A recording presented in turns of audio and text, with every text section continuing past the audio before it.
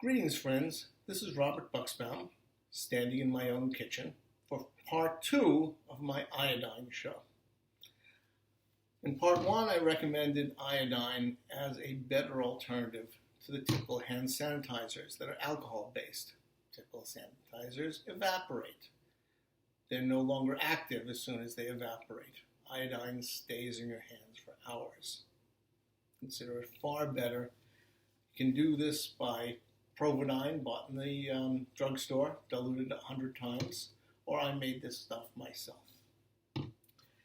Part 2 of this show is to show you what iodine does and how it does this.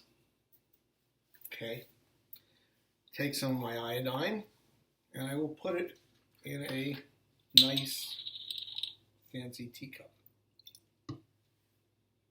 Notice the yellow color. See if I can find a good spot to keep it. Okay.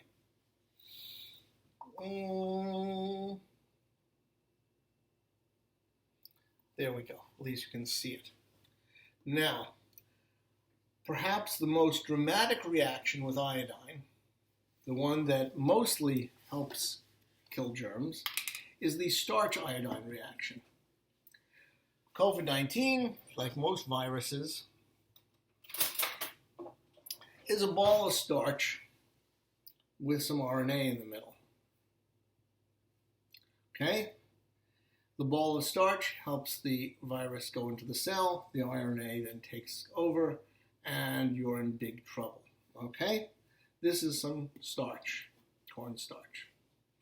Iodine is an oxidizer, and it also retangles the starch molecules. And the net result is this. As you can see, the solution went from yellow to an ugly black. COVID-19 that has a shell of this ugly starch version is not going to infect anyone. Okay? Now, that is not the only reaction that starch goes that iodine can do. Iodine also interacts with various amino acids, various other acids in the body. This is dissolved vitamin C. Here's my big bottle of vitamin C. I took a bit of a tablet, dissolved in hot water from that urn. Okay? Vitamin C is a famous antioxidant. Iodine is an oxidant. You might not be surprised to find that if I add vitamin C to this horrible goo, it brings it somewhat back to life. Not totally, but somewhat. We'll let that sit for a while, and you'll notice over time that it slowly becomes less black. It's already become a little like browner. That's vitamin C undoing the oxidation effect of the iodine. This neat property can be used in well, I'm going to toss this out. See, it's already turned much less dark. Toss this down the sink. This neat property shows up in another famous reaction called the clock reaction. Iodine again, nice and yellow. A little more. Nice and yellow. Now, what happens if I add vitamin C?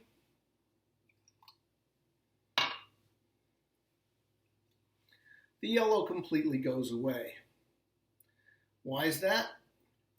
The antioxidant turned iodine into iodide.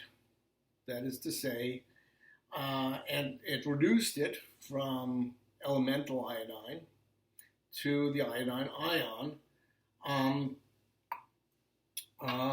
giving up some hydrogen in the process. Okay? Now, we can undo this effect by adding hydrogen peroxide. Here is some hydrogen peroxide. If I add hydrogen peroxide here, here's the solution again.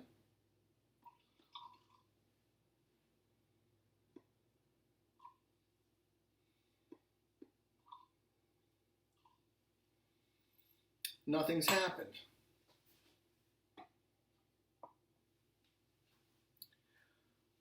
Oops. Let's see if I can show you that nothing's happened. I'll put it on top of this vitamin C bottle.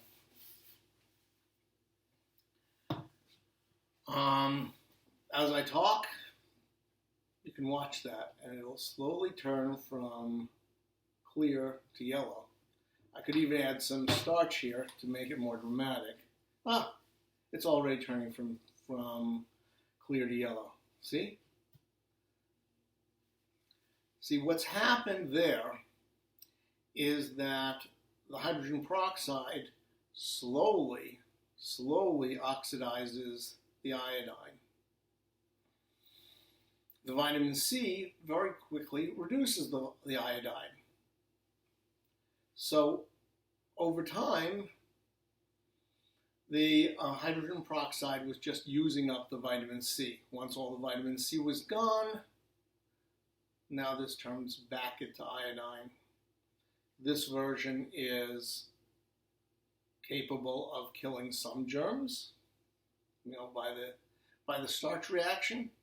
The other version, is not as capable of killing germs. Thank you.